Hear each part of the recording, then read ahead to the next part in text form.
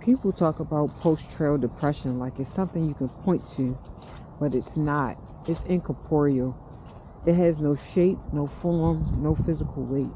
It's the feeling of leaving behind a life that lived inside of you. The rhythm of walking, the purpose of white blazes, the peace of mind. You can't touch it, but you feel it deeply.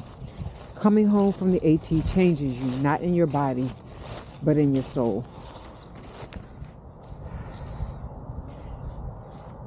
So I've been missing the simplicity of the trail. And, waking up, you basically just had your food, your water, and your hiking. And now I'm back home. It's all about schedules and,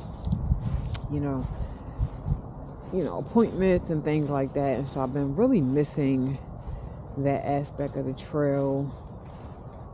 The other part for me is I have missed the trail community, and I never had a tramily, but I always had people that acts of kindness all day, sometimes all day, every day.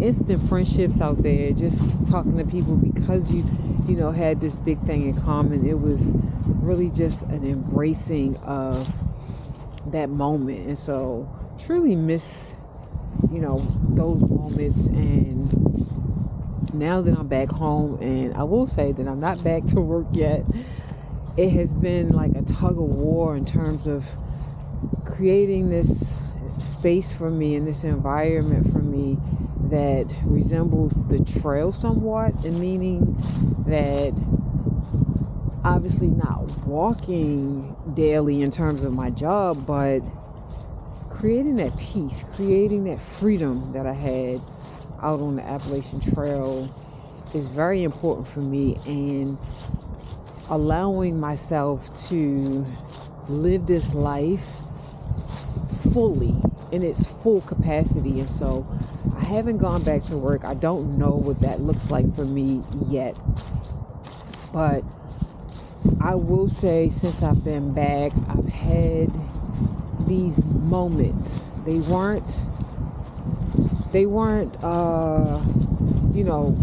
didn't stay long, but they were moments of sadness, of mourning the trail. And I have been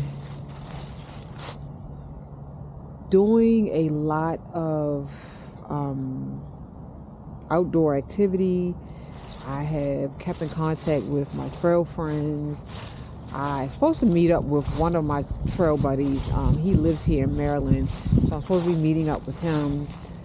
And I have, done some journaling, and I have some other projects that I'm working on that's pertaining to the trail, that's keeping me connected to the trail, which is very important in terms of not holding on, but having that space in my life where I feel connected to nature and outdoors and, the AT. And so I have been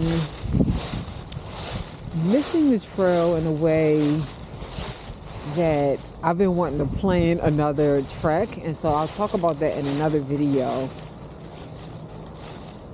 But it's such a soul journey. It's such a moment that you dream of finishing, obviously. And I recognize in the dreaming of finishing, there was this duality for me, because I knew that when I finished, I was going to miss the trail. And so I was trying to stay steeped in the trail, but recognizing too that, my body, I need to rest. I'm ready to get back to this. And so I'm back, and I'm grateful.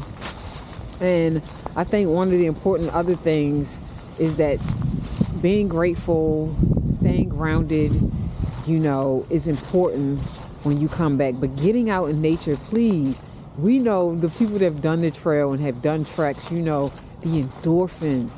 Don't underestimate the endorphins that that nature brings about, that God brings about on our journey. And so I think some of the ways to mitigate having post-trail depression is obviously getting out, staying active. The other piece I would say is staying connected in some way to, something that you had on trail. Maybe that's your trekking poles. Maybe that's framing your Katahdin picture. Maybe that is, sharing your story with people, schools, and, going to outdoor events and sharing that, because it's so important for people to, you get so much, it's such an overflow that you get when you do this journey that, you want to share and you want to talk about it. And not everybody understands, and that's okay. But there are lessons that you can give people about your journey. And so, also, picking up something new that you might like, or planning a section hike that you, maybe that you want to do. And so these are some of the ways to, mitigate the post-trail depression. I don't believe that I was depressed, but there are moments of sadness for me. And music is another way that, for me personally, I love music.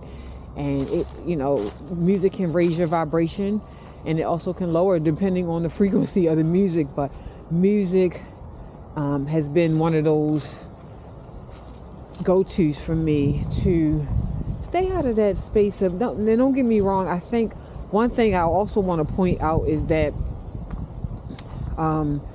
this feeling of sadness is somewhat normal, and most people that do this trek talk about it. I think the idea is that we don't stay in that place, because then it becomes depression. And so for me, it's been about, taking those moments, of sadness. It's okay. We all have these feelings, and journaling about that moment and what that meant and why in that moment I was feeling sad, and then taking that time out, and then boom, going back out, and enjoying. And yes, I want to plan some other treks and do some other things outdoors, some other trails. So I'm excited about my journey. I just wanted to share a little bit. Please talk to me a little bit about if you had any, post-trail depression, any sadness. Talk to me about it in the comments, and maybe your spouse, somebody that did the trek, had, and let's talk about it.